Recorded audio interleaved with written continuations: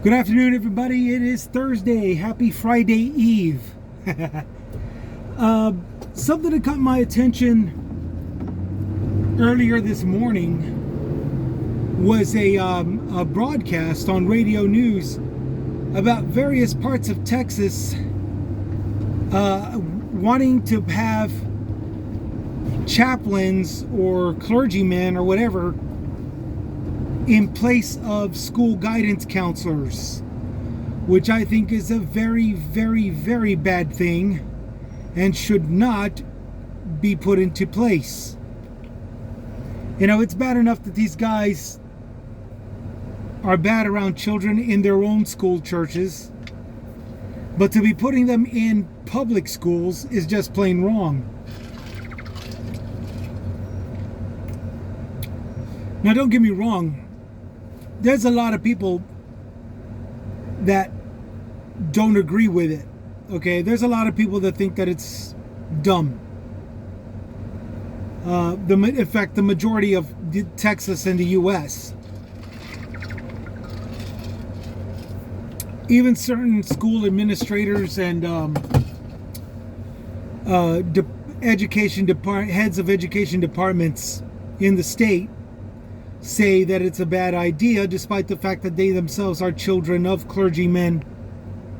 And the sole reason why it's a bad idea is because priests, chaplains, ministers, and all them, none of them are qualified to be guidance counselors in public schools amongst a variety of children, amongst a variety of religions, amongst a variety of lifestyles.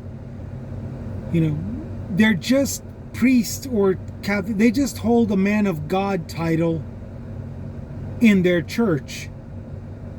So you see, you could probably already see the conundrum there. But yeah, that's the issue. I have to agree with all the skeptics and say no.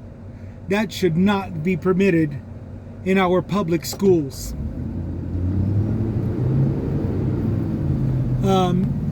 We just have so much, they just have too much of a bad rep on them to be considered, you know, something like this as a good thing. It is just not a good thing. So yeah, that's pretty much it right there. I don't know if it's just Texas or certain parts of Texas, if not different parts of America. But I'm throwing my hat in and saying that is just plain wrong and it should not be done. Again, a school counselor is somebody that went through years of college as a, therapist and guidance and all this stuff. Psychiatry, psychology, and everything in between to become a school guidance counselor. Somebody that's not even really recommended to, somebody that's not even in any authority to prescribe anything or, thank you, they're letting me in, thank you. Prescribe anything or send straight to the hospital or any kind of crap like that. It's talk doctor to doctor. A priest does not have that authority. Ergo, or a minister or a chaplain or anything. And there was one of them that was invoked for it that's saying, during the time that they were fighting the Taliban, the chaplain that they had around their platoon and stuff to give them counsel and all this stuff, it really helped. Well, I would imagine so, given that the person was at war. I hope it would really helped. But there's a huge difference between a priest molesting a full-grown soldier and a priest molesting or committing some kind of act of discrimination toward a student, towards a child student. There's a huge difference between the two. You're not going to see a guy tell a soldier, well, maybe you shouldn't be praying to Buddha. You know, when he's undergoing a post-traumatic war stress, post-war traumatic stress, or any other kind of war stress, you know, any PTSD, you know, you're not going to see a priest do that. First of all, that soldier will more than likely knock his ass out. Second of all, it's just not something that you say. But here's the kicker. A priest or a chaplain or a minister or whatever will say that to a child. As sure as people with authority in schools have held down a child to cut off the hair of that child because they did not agree with the hairstyle that the kid was wearing. Okay, I think it was dreadlocks. A person will say that to a child, regardless as to whether or not he or she is a man or woman of God. And there is nothing in evidence that proves me wrong in saying that. That proves anybody wrong in saying that. You know? And I know it's going to be cherry picking, or we're going to be accusing them. Somebody like me is going to be accusing those of cherry picking, as sure as I'm saying that about the person that was in the military. But again, any priest, chaplain, minister, or whatever, you know, that hasn't done that, well, good for them. And it's more than likely in a private school or a Christian school, you know, a place where it's a whole lot more heavily monitored by comparison to public schools. Ergo,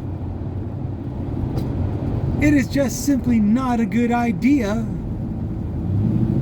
for people of the church to be put into guidance counseling, in positions of guidance counselors in public schools.